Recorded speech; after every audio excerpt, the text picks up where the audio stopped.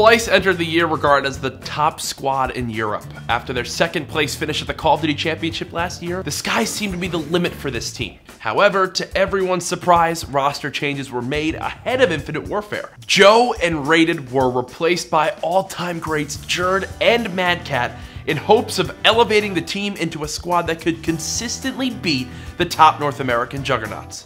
Splyce would start the year a bit slower than expected, managing only top 8 in the first pair of online 2Ks and only finishing top 12 at the CWL Vegas Open. However, a month later they placed first in back-to-back 2Ks and followed that up with a second place finish at the CWL London event.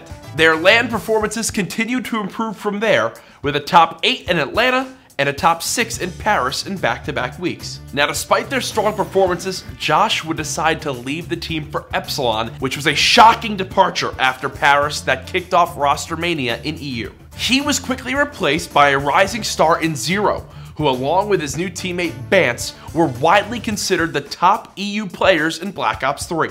With the change taking place with barely a month to go before Dallas, many in the Call of Duty community wondered if they could still be Europe's best without their vocal leader Josh. They silenced any doubters with their Dallas performance, going 4-0 in pool play and finishing 4th at the tournament. Splyce sit atop as the best in that area. However, one question does remain with this squad. Can Splyce beat the top teams in North America and become the #1 team in the world? Their only losses at Dallas came to #1 and #2 teams in the North American Pro Points race, Optic Gaming and E United.